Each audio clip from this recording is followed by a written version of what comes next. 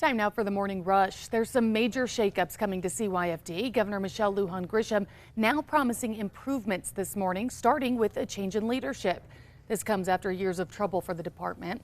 The order also brings more funding for legal resources for kids and families and brings in an independent firm to conduct an annual review of the department.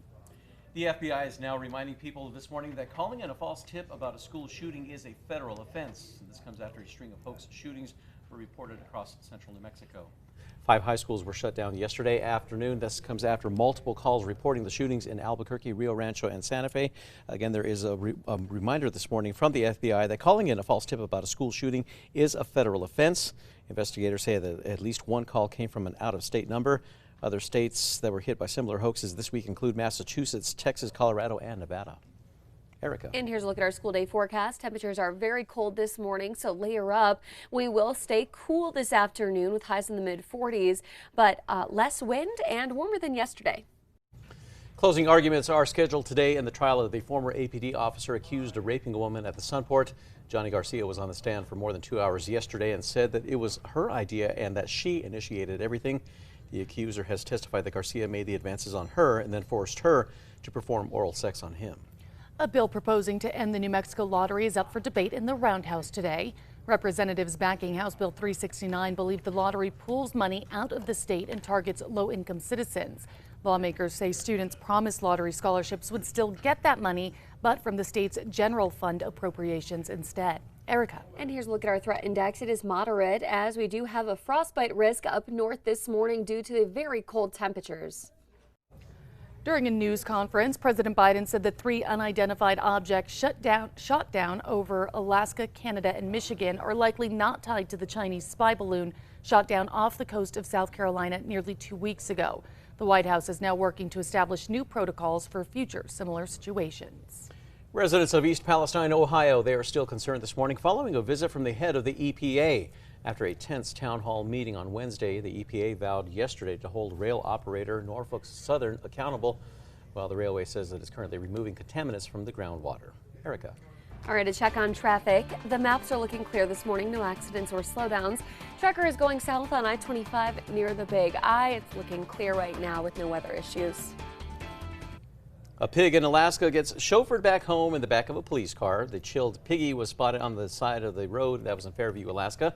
Concerned, one local called police for help. The little pig named Elvis Pigsley was picked up and then taken back home to his family. The police escort back home could have actually saved little Elvis's life. That's according to experts that even the largest of pigs are at risk when the temperatures drop below 55 degrees. Time now for the 5 facts. At number 5, despite difficulties with mass production, Sandia Labs say that a new super alloy could help cut carbon emissions that may be on the way. They say that one of the issues with the power plants is that they rely on heat to turn turbines that generate electricity. That new alloy was actually stronger at higher temperatures, which could allow power plants to operate more efficiently. Now they say that this alloy could be difficult and expensive, though, to create at a large scale without microscopic cracks. And number 4, a record nearly $9.5 billion budget proposal with big funding for schools and police is on its way to the Senate. House Bill 2 includes raising public school appropriations by nearly 9% and gives $119 million to the Opportunity Scholarship. It also gives $78.7 million to community safety. The proposal also will give $1.5 billion to infrastructure projects. At number 3, it's going to be a cool but quiet day. We'll be seeing increasing clouds, temperatures in the 40s and low 50s, and we will be seeing lighter winds. And number 2, the FBI is reminding people this morning that calling in a false tip about a school shooting is a federal offense. This after a string of hoax shootings were reported across the state. The first came into APD claiming there was a shooting at Volcano Vista High School, but police did not find any evidence of one. Investigators say the call came from an out-of-state number. Shortly after, there was a call about Bernalillo High School and Rio Rancho High. Then another call was targeting Santa Fe High School. Police responded both at Santa Fe and Capitol High to be safe. Again, no evidence of a shooting. And at number 1, there are going to be some major shakeups coming to CYFD. Governor Michelle Lujan Grisham is now promising improvements this morning. Starting with a change in leadership. Well, this comes after years of troubles for the department and a recent LFC report that revealed a short-staffed agency with workers overloaded by cases feeling burnout. The order also brings more funding for legal resources for kids and families And it brings in an independent firm to conduct an annual review that's into whether the department is improving or not.